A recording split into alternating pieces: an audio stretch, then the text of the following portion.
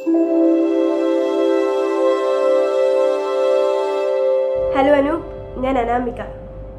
Hello Anoop, ഞാൻ Anamika. Hello hello Anoop, ഞാൻ Anamika. Hi Anamika. എന്താ സ്വപ്നം കാണുവാണോ? അല്ല, സ്വപ്നം കാണുക.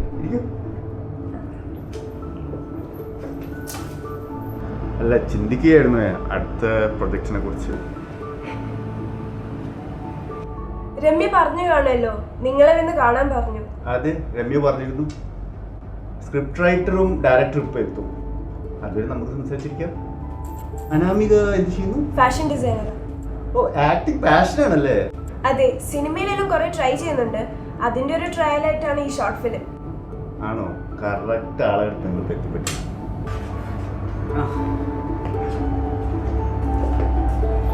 ഹായ് അനാമിക, ഇതാണ് ഞാൻ പറഞ്ഞ ഡയറക്ടർ, സ്ക്രിപ്റ്റ് റൈറ്റർ.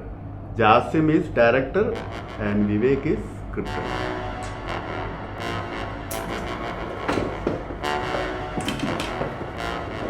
ഗായ്സ്, ഇതാണ് ഞാൻ പറഞ്ഞ Anamika. Fashion designer by profession, but an actress by passion. Hi Anamika. Hi. Anamika, എന്താ നമ്മുടെ പ്ലാൻ? അതെ, ഞങ്ങളൊരു ഷോർട്ട് ഫിലിം ചെയ്യാൻ വേണ്ടി പ്ലാൻ ചെയ്യുന്നുണ്ട്. അതിന്റെ ഇടയ്ക്കാണ് രമ്യ നിങ്ങളുടെ കാര്യം പറഞ്ഞത്. ക്യാമറാമാൻ ആൻഡ് പ്രൊഡ്യൂസർ ഞങ്ങൾ എടുത്തുണ്ട്. ഷോർട്ട് ഫിലിമൊന്നും നടക്കില്ല, ഞങ്ങൾക്ക് അതിനുള്ള സമയമില്ല. ഞങ്ങൾ ഇതിനേക്കാളും വലിയ വലിയ പദ്ധതിയായിട്ട് മുന്നോട്ട് പോയിക്കൊണ്ടിരിക്കുക.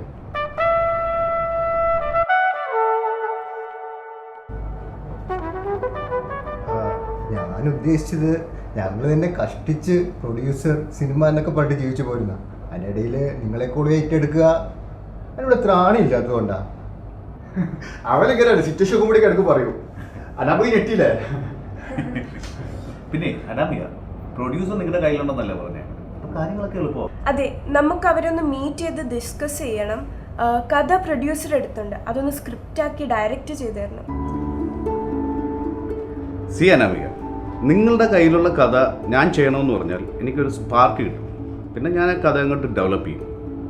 കഥ ഇഷ്ടമല്ലെങ്കിൽ ഞാൻ കഥ തന്നെ മാറ്റില്ലേ. ആക്ടേഴ്സിനൊക്കെ ഞാൻ തന്നെ തീരുമാനിക്കും. ചിലപ്പോൾ അനാമികയ്ക്ക് പോലും ചിലപ്പോൾ റോൾ ഉണ്ടാകുന്നു വരില്ല. എന്നാൽ പിന്നെ പ്രൊഡ്യൂസറെ നമുക്ക് പിന്നെ വിളിച്ചു ചെയ്യാം. അനാമിക അറിയിച്ചാൽ മതി. ഓക്കെ, എന്നാ ഞാൻ പറയാം. ഓക്കെ. Okay, by.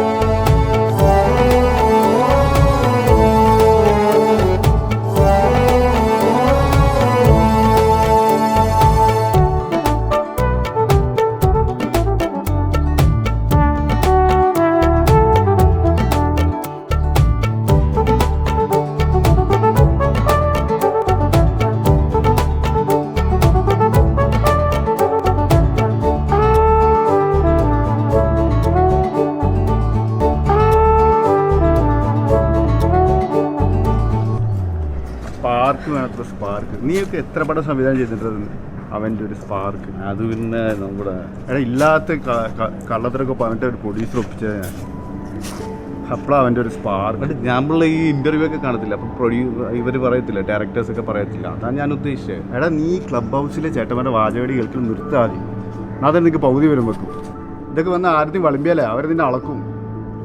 നീ ഇത്ര ചൂടാവൊന്നും വേണ്ട. നീ കൊണ്ടുവന്ന് ഈ പ്രൊഡ്യൂസർ ഇല്ലേ, ഷോർട്ട് ഫിലിമിനല്ലേ, അല്ലാതെ സിനിമയ്ക്കൊന്നും അല്ലല്ലോ. സിനിമ തിയേറ്ററിൽ പോയി കണ്ട ബന്ധമല്ല, നിനക്ക് എന്ത് ബന്ധം സിനിമയിലുള്ളത്? ആദ്യം ഒരു ഷോർട്ട് ഫിലിമിങ് ചെയ്യും, എന്നിട്ട് ആലോചിക്ക് വിസ പുതുക്കണോ വേണ്ടെന്നുള്ളത്. നീയേ എന്നെ എങ്ങനെ കൊച്ചാക്കൊന്നും വേണ്ട. നമ്മൾ ഈ സിനിമ സ്വപ്നം കാണുന്ന ആളുകളെ തിയേറ്ററിൻ്റെ അപ്പുറം കണ്ടിട്ടില്ല. പിന്നെ നിനക്ക് ആ കൊച്ചിൻ്റെ മുന്നിൽ കുറച്ചിലായെങ്കിൽ എന്നെ കൂടെ ഒഴിവാക്ക്. ഞാൻ സിനിമയെ ചെയ്യുന്നുള്ളൂ, എനിക്ക് ഷോർട്ട് ഫിലിം വേണ്ടാന്നേ. അത് വിടുമച്ചു. പിന്നെ നമ്മൾ കുറച്ച് ഓവറാണ്. പിന്നെ അത് കഴിഞ്ഞപ്പോഴത്തേക്ക് എൻ്റെ ഡയറക്ഷൻ, ആ പെൺകുട്ടി അങ്ങനെയൊക്കെ വന്നപ്പോഴത്തേക്ക് ഞാനിങ്ങനെ എടാ അവൾ രമ്യൻ്റെ ഫ്രണ്ടാണ്. അവർക്ക് ഇങ്ങനെ ഒരു ഐഡിയ വന്നപ്പോൾ രമ്യാണ് അവൾ നമ്മുടെ അടുത്തേക്ക് വിട്ടത്. ഓഹോ, രമ്യ പറഞ്ഞോളാം നിനക്ക് ഇത്ര ഉഷാറല്ലേ? എടാ, നമ്മൾ ഇതുവരെ ഷോർട്ട് ഫിലിമിനെ കുറിച്ച് ചിന്തിച്ചിട്ടുണ്ടോ? സിനിമ മാത്രമല്ലേ ഉണ്ടായിരുന്നുള്ളൂ. പിന്നെ പെട്ടെന്ന് നിനക്കൊരു മനമാറ്റം. രമ്യ ആരോ ഇതിൽ ഇടപെടാൻ? എടാ, നീ ഒരു 2-3 ഷോർട്ട് ഫിലിമിൽ അഭിനയിച്ചിട്ട് വലിയ നടനൊന്നും ആവില്ല കേട്ടാ. വിവേക്,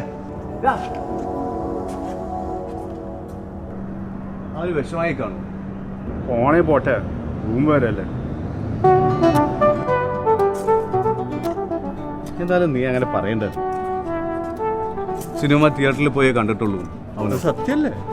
സത്യമാണ്. എന്നാലും നമുക്ക് ഷോർട്ട് ഫിലിം വേണ്ട. അതല്ല, നിനക്കും കുറച്ചില്ല. കുറച്ചില്ല അതിൻ്റെ. എടാ അതല്ലടാ, സിനിമയൊക്കെ ആകുമ്പോഴത്തേക്ക് എക്സ്പീരിയൻസ് ഉള്ള അസിസ്റ്റൻറ്റ് ഡയറക്ടേഴ്സ് ഉണ്ടാവും. നമ്മളിത്തിരി ഗൗരവമൊക്കെ അടിച്ചു തന്നാൽ മതി, അവന്മാർ പരിപാടി നടത്തിക്കൊള്ളും. ഷോർട്ട് ഫിലിമൊക്കെ ആകുമ്പോഴത്തേക്ക് എന്നെക്കാളും മണ്ടന്മാരായ അസിസ്റ്റൻറ്റിനെ വെച്ച് ഞാൻ എന്ത് ചെയ്യടാ? എടാ, ഇതിലും ഭേദം അവനാടാ. ഞാൻ നിർത്തിക്കൊള്ളുള്ള സിനിമ എടുത്തോ. അനുപേ, ഞാനും അങ്ങോട്ടോ നിൽക്ക്. ഒരു പെണ്ണ് വന്ന് കയറിയപ്പോൾ കണ്ട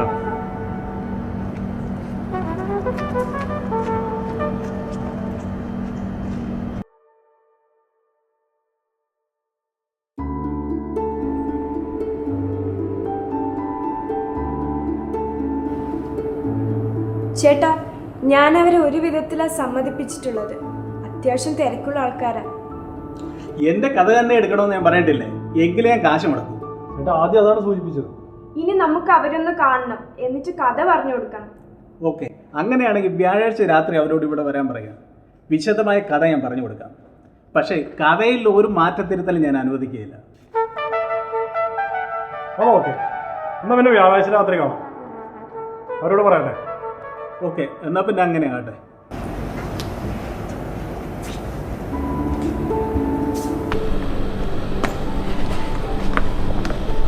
ഇങ്ങനെ ഇനി വ്യാഴാഴ്ച കൊളാക്കോ? അതൊന്നുമല്ല, ഒന്ന് സമ്മതിച്ച് കിട്ടിയാ മതി. എന്നെ ക്യാമറ ആക്കാൻ അവർ സമ്മതിക്കൂ? ഹെഡോ, അതൊക്കെ ഞാൻ പറഞ്ഞിട്ടുണ്ട്. മതി.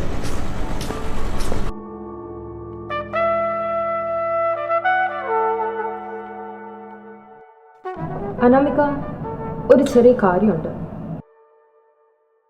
അത് പിന്നെ ആ ഷോർട്ട് ഫിലിം ഇല്ലേ, അതവർക്ക് ചെയ്യാൻ അത്ര താല്പര്യമില്ലെന്നോ. അയ്യോ, അതെന്ത് പറ്റി? അവർ ഈ കാര്യം പറഞ്ഞ് തെറ്റി. They're not even talking to each other. ഓഹോ, ഇനി എന്താ ചെയ്യാ? നാളെ അവരെ കൊണ്ട് പ്രൊഡ്യൂസറെ മീറ്റ് ചെയ്യിക്കാന്ന് പറഞ്ഞതാ. ഇനി പോയില്ലെങ്കിൽ അദ്ദേഹം ഈഗോന്റെ ആശാനാ. ഞാൻ എന്താ പറഞ്ഞ? ഒരുപാട് കാലം അലഞ്ഞിട്ട് ഇങ്ങനെ ഒരു പ്രൊഡ്യൂസറെ കിട്ടിയത്. താനൊരു ഹെൽപ്പ് ചെയ്യോ? അവരോട് ഒന്നും കൂടി ഒന്ന് സംസാരിക്കോ? ഞാനും അനീഷും വന്ന് മീറ്റ് ചെയ്യാം പ്ലീസ്. ഞാൻ നോക്കട്ടെ.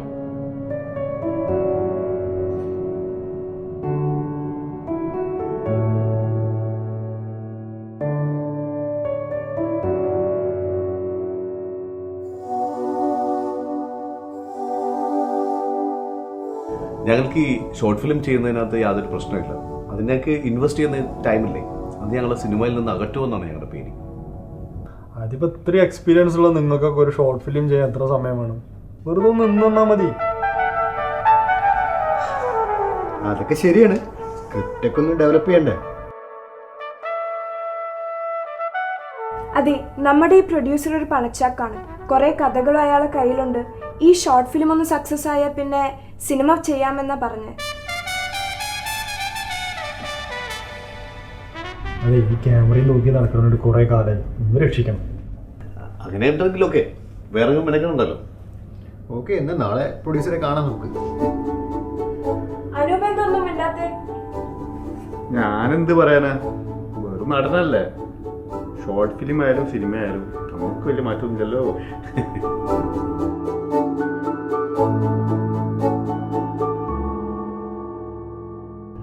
താനെന്തിനാണ് സിനിമ എന്നൊക്കെ പറഞ്ഞു? ഇതന്നെ തീരുമെന്ന് ദൈവത്തിനറിയാം. ഞാൻ വിമൽ കുമാർമാരുടെ ജാട ഒന്ന് തട്ടിക്കളഞ്ഞതല്ലേ. ഇനി അവർ ഇങ്ങോട്ട് വന്നോളൂ.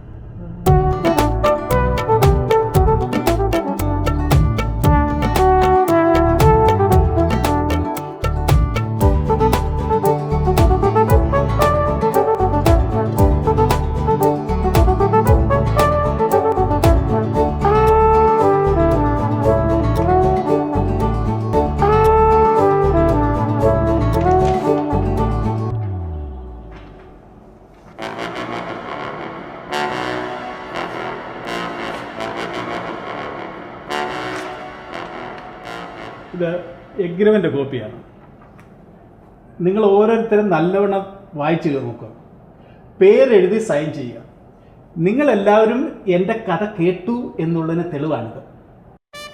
പിന്നെ എൻ്റെ കഥ ആരെങ്കിലും അടിച്ചു മാറ്റിയാൽ നിങ്ങൾ ഓരോരുത്തരുമായിരിക്കും അതിന് ഉത്തരവാദികൾ. എല്ലാവരെയും ഞാൻ കോടതി കയറ്റും. ഒരുത്തനെ ഞാൻ വെറുതെ വിടില്ല. പിന്നെ ഞാനൊരു ബിസിനസ്സുകാരനാണ്. എന്നെ കബളിപ്പിക്കാമെന്ന് നിങ്ങൾ ആരും വിചാരിക്കേണ്ട. പിന്നെ ഇതിലൊരു ക്ലോസ് കൂടിയുണ്ട്. ഈ ഷോർട്ട് ഫിലിം ഇറങ്ങി എൻ്റെ പണം തിരികെ കിട്ടിയില്ലെങ്കിൽ നിങ്ങൾ ഓരോരുത്തരും അത് തിരികെ തരേണ്ടി വരും. അതിന് തയ്യാറാണെങ്കിൽ ഞാൻ കഥ പറയാം.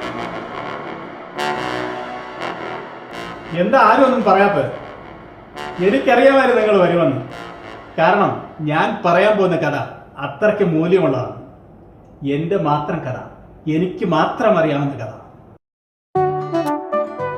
എൻ്റെ കഥ, എൻ്റെ പണം, ലാഭം നിങ്ങൾക്ക്. ഒപ്പിട്ടോ, നിങ്ങളുടെ ജീവിതം മാറി മറിയും. എൻ്റെ കഥ ഞാൻ പറയാം. ഒരു വലിയ കുന്നിൻ ചെരുവ്, അങ്ങകലെയായി പ്രഭാത കിരണങ്ങൾക്കിടയിലൂടെ കുഞ്ചിരോമങ്ങൾ പറത്തിക്കൊണ്ട് ഓടി വരുന്ന ഒരു ചുവന്ന കുതിര. ആ കുതിരപ്പുറത്ത് അരോഗ ദൃഢഗാത്രനായ ഒരു ചെറുപ്പക്കാരൻ. ഇതാണ് ഷോർട്ട് ഫിലിമിന്റെ തുടക്കം. ഇതാണ് കഥയിലെ നായകൻ. ഇത് ഞാനാണ്. 1980 മധ്യത്തിൽ ദുബൈയിലെത്തുന്ന ഒരു ചെറുപ്പക്കാരൻ ജോലിയും കൂലിയുമില്ലാതെ അലയുന്നു. പട്ടിണി കൊണ്ടവൻ നട്ടം തിരിഞ്ഞ് AC മുറിവിൽ ഉതച്ചു കിടന്നു. ഒരു നാൾ അയാൾക്കൊരു ഐഡിയ തോന്നി. കേരളത്തിൽ നിന്നെത്തുന്ന ഉജാലയവൻ തെരുവുകൾ തോറും നടന്നു നിൽക്കുന്നു. അങ്ങനെ അവന്റെ കച്ചവടം പച്ച പിടിക്കുന്നു. ഒരു പെട്ടി ഉജാല 1 2 2 4 4 8 അങ്ങനെ ഒരു കണ്ടെയ്നറായി. അങ്ങനെ അവനൊരു മുതലാളിയായി. അങ്ങനെ അവനെ പുച്ഛിച്ചവരോടെല്ലാം അവൻ പകരം വീട്ടി. അങ്ങനെ ഇരിക്കെ ഒരു ദിവസം ഒരു സുന്ദരിയായ പെൺകുട്ടി അവൻ കല്യാണം കഴിച്ചു. ഇവിടെ ഒരു ഗാനമുണ്ട്. അങ്ങനെ അവർ സുഖമായി ജീവിച്ചു. എങ്ങനെയുണ്ട് എൻ്റെ കഥ?